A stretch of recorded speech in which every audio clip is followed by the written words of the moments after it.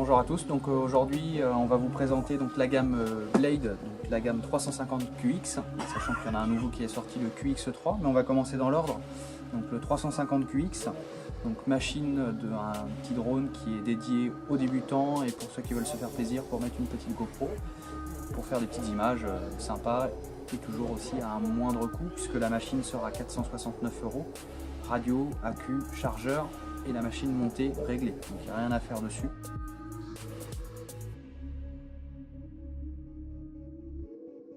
Toujours facile d'accès, la petite batterie qu'on vient installer derrière avec sa connectique en EC3.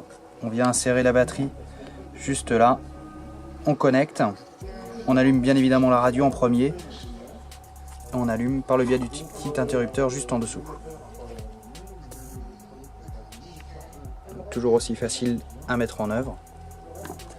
On a 4 moteurs brushless, donc on a ce qui se fait de mieux en termes de motorisation. Pas d'usure, juste vérifier de temps en temps qu'il n'y ait pas de cailloux qui viennent se bloquer dedans ou qui abîment, qui puissent bloquer chaque moteur. Donc ça c'est super important, toujours de vérifier ces drones, quelles que soient les machines. On a actuellement avec cette version là, on a à peu près 10 minutes de vol à vide. En mettant une GoPro on passe à 8 minutes, entre 7 et 8 minutes selon si on vole avec du vent ou sans vent. Ça dépend un peu voilà, comment on tire dedans, si c'est plus pour faire des grandes évolutions ou si c'est pour du vol à plat. Donc tout ça varie entre 7 et 8 minutes chargées. Derrière nous on s'est amusé justement à rajouter un petit système avec une retransmission vidéo. Donc pareil, on a un petit peu de place juste en dessous du châssis, en bricolant un petit peu, où on peut placer un petit système FPV pour avoir une petite retransmission. Toujours pour voir un peu ce qu'on peut filmer en l'air et voir tout ça. Donc c'est des machines qui sont entièrement réparables, on reste dans le monde du modèle réduit, donc on a toutes les pièces détachées, fuselage, les hélices, les trains d'atterrissage. Ce qui est intéressant par rapport à d'autres marques, c'est que la pièce détachée ne coûte pas excessivement cher, puisque souvent ce qui casse, c'est le châssis au niveau des bras, quand ça vient à taper. Un châssis complet vaut entre 30 et 35 € selon les versions. La première version était à 30 € et le nouveau est maintenant à 35 ou 37 €. Ça va monter un tout petit peu, puisque justement il y a eu quelques petites évolutions en plus. Donc on verra ça du coup tout à l'heure.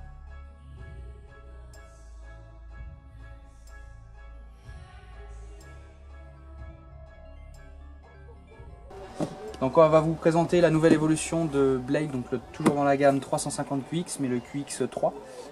Il y a eu quelques petites évolutions sur ce produit-là, toujours pour fiabiliser la machine et la rendre encore plus stable. Donc on va pouvoir assister au déballage et à l'ouverture du produit.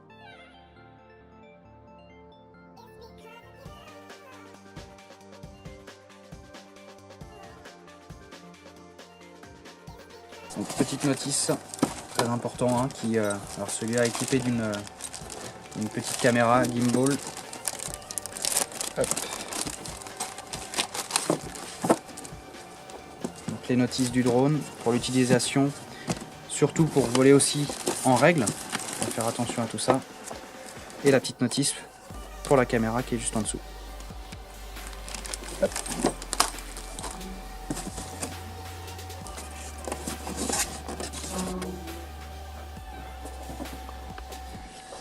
Donc voilà la nouvelle machine, donc on a tout dedans, hein. On reste avec la radio, le chargeur, l'accu, le secteur pour le mettre sur le 220. Hop. Et alors voilà, il y a deux versions, ça c'est la version où on peut mettre la GoPro donc avec un système fixe, et il existe une nouvelle version avec la gimbal déjà intégrée. Donc on va rentrer un peu plus dans les détails de la machine. Donc on a toujours les mêmes moteurs, les mêmes hélices. On va dire qu'intérieurement ça n'a pas tant changé que ça. Les petites évolutions, ça va être surtout ça en fait. L'antenne GPS qui a été placée sur le dessus du drone plutôt qu'à l'intérieur du châssis. Toujours en fait pour avoir une meilleure réception de l'antenne, pour éviter en fait les perturbations au niveau de la stabilisation de la machine.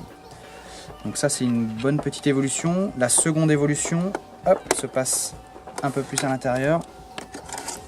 On a un petit peu plus de place, alors ça se voit peut-être pas forcément, mais ça va se revoir plutôt sur la batterie, puisque sur l'autre version on était sur une batterie où on était à 2200 mAh et maintenant on est sur du 3S 3000 mAh.